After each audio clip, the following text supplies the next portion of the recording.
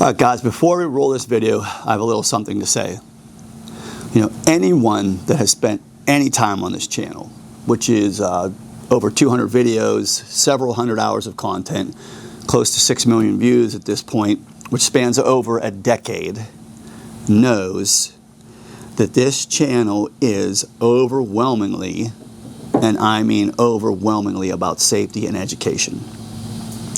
So, what you are about to watch is presented exactly as it happened, in real time, with no edits, nothing staged, nothing altered, straight from the company, out of the box, into a 100% functional Glock using factory OEM parts and factory OEM springs. So this information is being shared in good faith, under qualified privilege, with the sole purpose and intent of keeping our shooting community safe and informed, of course. Some portions, what you'll notice is some portions of the audio have been omitted for discretionary reasons. So when you hear the audio cut out, you'll know it's not your device and it's not YouTube. So here's the video. What's up, guys? Johnny Glock here. Well, the day has come. We have finally got our hands on the TriggerTech trigger. You know, I kind of stayed reserved with the GPT and the Timney, but you know, I play 4D chess with these dang triggers. I've been doing it for 2 decades, and even when I saw that $100,000 rendering that they had where they put it all together, I'm looking at it and I'm just like,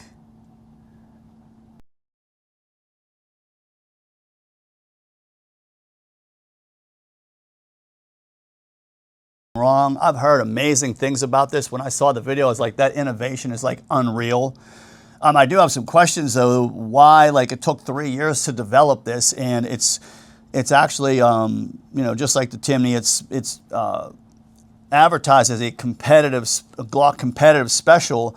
However, it's illegal in ISPSA, IPSC, USPSA, and a bunch of other different organizations. And beyond that, a lot of instructors are not allowing it in their classes, and those are major instructors. And the reason why is because there is no external, what they would call the dingus or trigger safety tab, which is that gold part right there. Okay, it does not have an external safety. Now I'm going to give you a little trivia. There's only one other gun in the industry that does not have an external safety. And if you guessed, or at least some versions of it, then you're right. So, I'm sorry about that.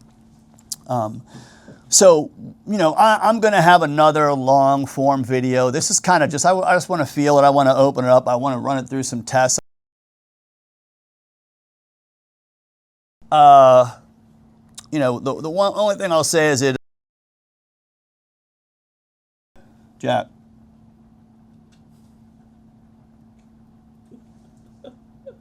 All right, we'll give him. Maybe that's why within 3 years no one bothered to ask any if it was going to be illegal in any of our organizations. You know, plus what you have to understand is, and this is my trepidation, there are probably 13 to 15 million Glocks in circulation in the United States. There's only 200, and from my research, about 276 people in Canada own pistols. Okay, there might be 1 million in circulation, but only that's a very. I don't know if they understand the culture, and I don't know if they understand, like, this is going to be going in a ton of guns, and these guns all have different tolerances. Glocks are all over the place. We've lost tens of thousands of dollars redesigning shoes because all of a sudden we saw a change in the Glock market because we have to keep up with that kind of stuff. You know, they have this thing, it's called, you know, they call it true rolling friction versus sliding friction. And that is where I see there, because and when I show you the angle of this sear, those of you that watch me, a lot of my videos are going to understand, you know, where I might potentially be coming from with my initial, you know, assessment of this trigger. I'm the guy, like, even with the Timney and the GPT, when the tide comes in, all ships rise. That's great. There are some amazing innovations with that. So, it just blows my mind. So let's get this opened and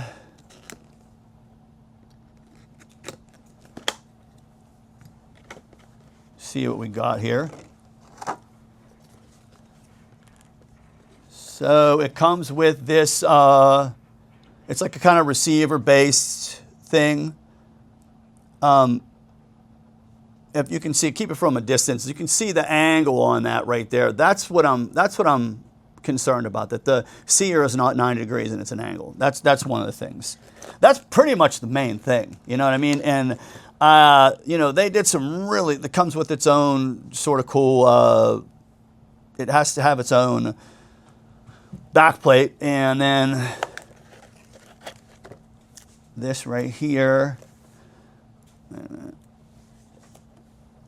Like I said, with this, they have kept the vertical extension separate from the actual trigger bar to lessen drag. It's really, really cool, man. This is what happens when you have rifle guys, precision rifle guys make Glock triggers. Yeah. That's as much as I'll say about that right now, but let me see what else is in here. Maybe some instructions. All right, cool. So we got a little tool. I think this tool is for changing the poundage. We have different springs. I think you can tune this thing in like so many different ways. They give you a little patch. They give you this. All right, that's cool. It's called the ASIM cards. And then this is what we need. We need the directions. I'm probably not going to read the directions. I'm probably just... look, man, I saw the video. I know how the dang thing goes in. So let's just get right to it.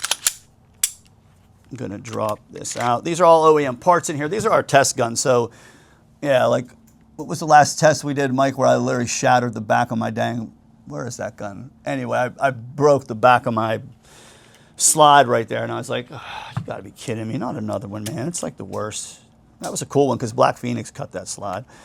But this is a Gen 4. I figured we'd start with a Gen 4. Like I said, this is just a test gun we use. I'm going to hook these together. This thing sort of hooks underneath there. Let's get her in. Get this through here. Let's get the top pin back in. It's really easy. Like I said, I saw the video and I watched it.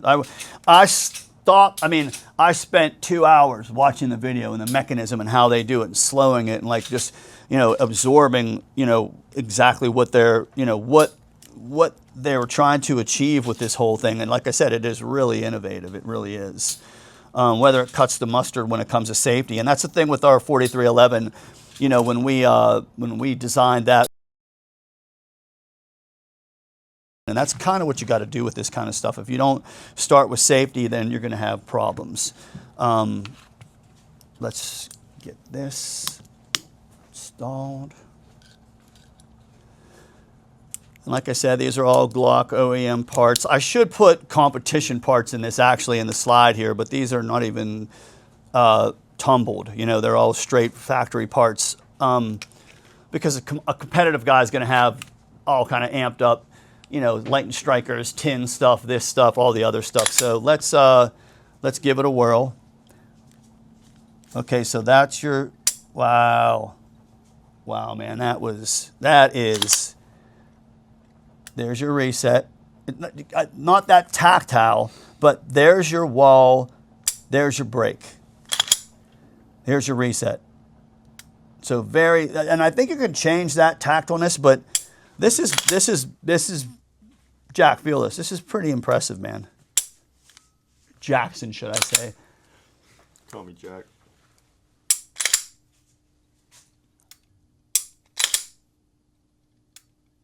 That is smooth, man. That's stupid. It really is. This is everything that I expected it to be.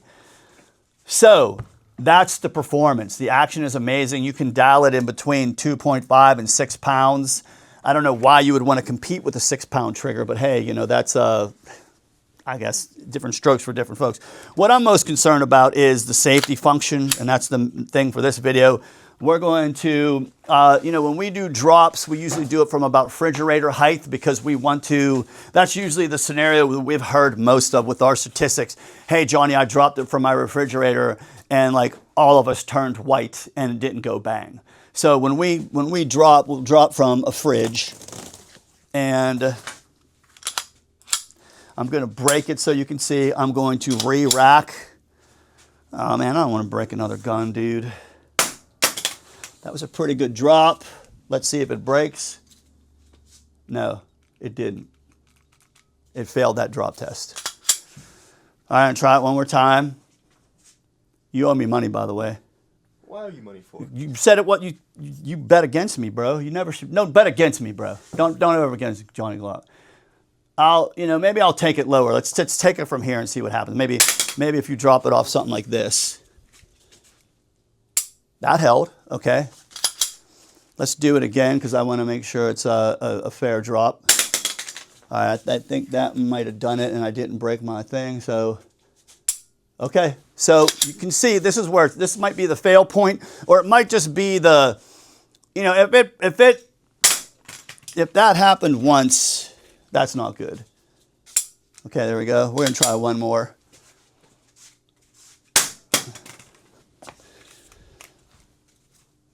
Failed. Okay, so once you get to refrigerator height, it starts to fail.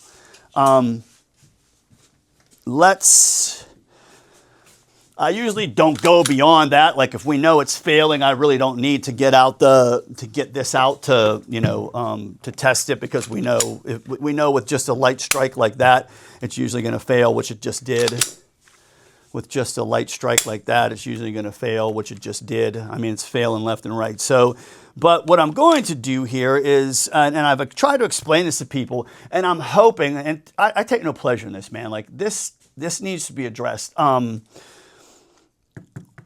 Most people think, and I'm hoping with the way they designed this, let me break this again and take this off. You can see this is independent of the trigger bar. So I'm hoping they have something in there that's going to keep this from acting like the traditional Glock trigger, which most people don't understand. They say, oh, the firing pin safety block will stop it. It will not stop it. Once the first, and that's inertia for you. People don't understand. My daughter is 80 pounds. She's in the circus. When I had to build a rig for her, it had to be able to withstand 2,000 pounds because when she drops in some of those moves, that inertia puts about 2,000 pounds tensile strength on those structures. And so there's redundancy and all kind of stuff like that. And a lot of people they don't, you know what I mean? They're not looking at it that way. And like I said, normally when we do these drops, we have an entire magazine of 147 duct taped in there. I mean, they're heavy. This is going off without even without any ammo in it or a magazine. So what am I looking for here? Oh, our blanks. Okay, so we get these handgun blanks. This is what we test all of our stuff with just to make sure. They're kind of like the Western handgun things. I'm going to grab a couple of these and we'll head outside because I don't want to do this inside.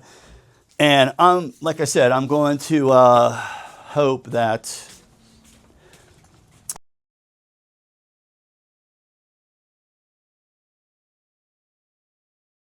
in here to make sure that it is not going to grab that. So I'm going to do that. So break. I'm rocking it.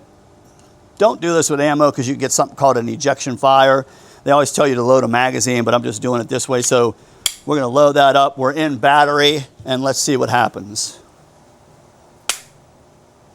Oh, not bad. Wait, let me see if it broke, though. Hang on. Well, I just racked it again. What the heck? But, okay, look, I hit it so hard that it went out of battery. So there's definitely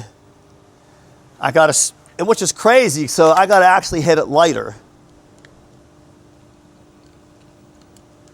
Dang it. I don't do this often enough, so. Wait, is this a new one or the other one? No, it's the same one. Wait, you want to put a new one in? Put a new one in, let me see the back of the primer. Okay. Here, hold that.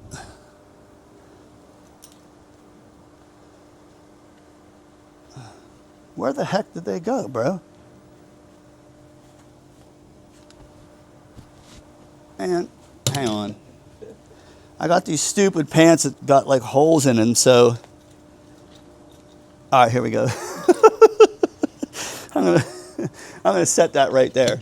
All right, we're so professional around here. So, oh yeah, the back of the primer's clear.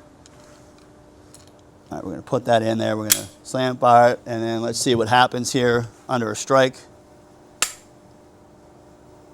I want to see if it. All right, I'm just gonna do that again. All right, so that's not good. That is somber. That is bad. Yeah, ooh.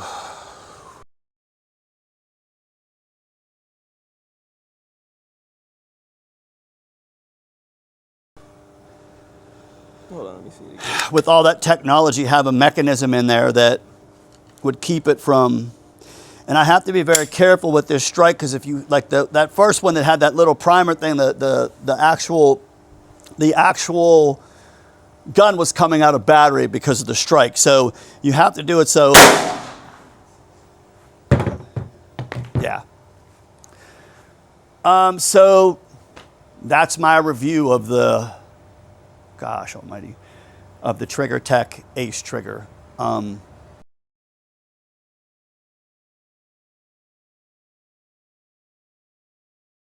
I know why these disciplines, I think what I heard through the grapevine, the disciplines did it more for an operator thing. If an operator goes to pool and he misses, boom, you know what I mean, since the dingus isn't there. But right now we're seeing that without, it's like I said, there's only one other weapon system that has that, and we're having issues with it. This is the same sort of thing. Inertia, I don't know the physics about it, but I respect it. It's like when you go surfing for the first time and you're like, oh, and you get pummeled in like, Black's Beach or something, then you get a reverence for this kind of stuff. So, and these are not bolt guns that you're in a very, what it would call controlled environment where you're just on a bench. For competition, you're running, you're gunning, you're slamming, with this and stuff like that.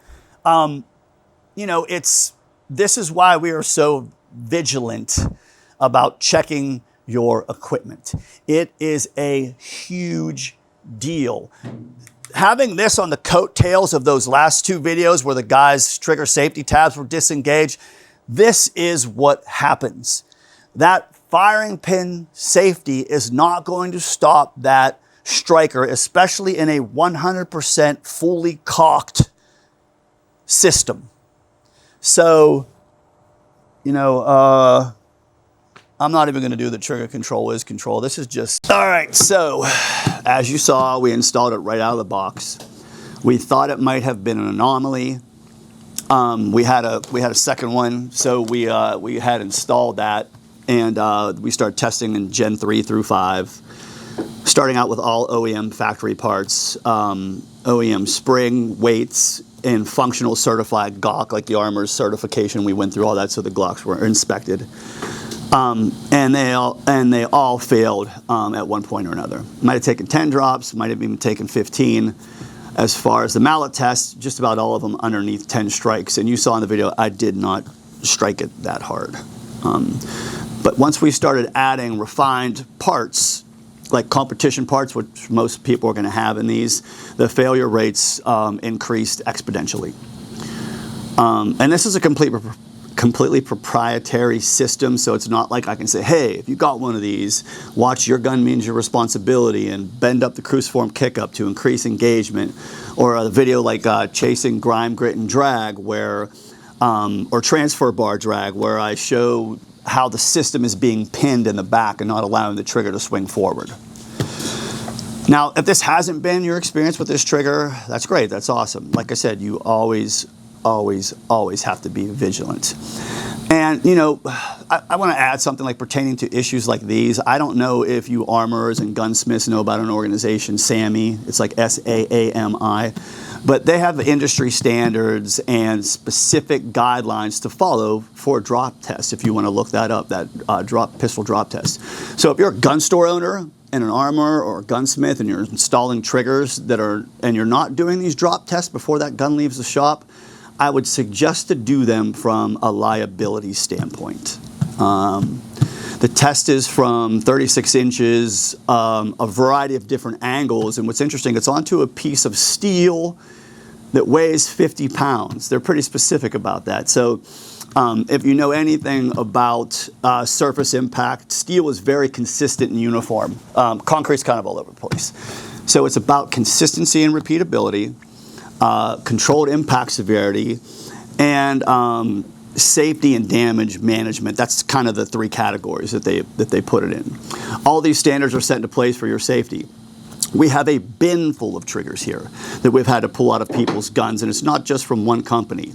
And people do crazy crap to their guns. Like you see in the last few videos we had, the one guy didn't even know his trigger had totally blown apart. I mean, it was in his gun. The other one was being pinned so bad, the trigger safety tab was disengaged. He had the first safety disengaged in the actual weapon. And the third one, it had that pyramid trigger, and it was failing.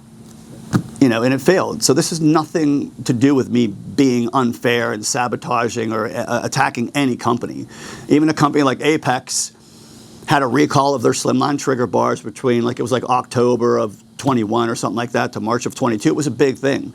They all had to come. They had to come back. They weren't resetting. So that company sent out return labels with RMAs, and they got them, out of the general market.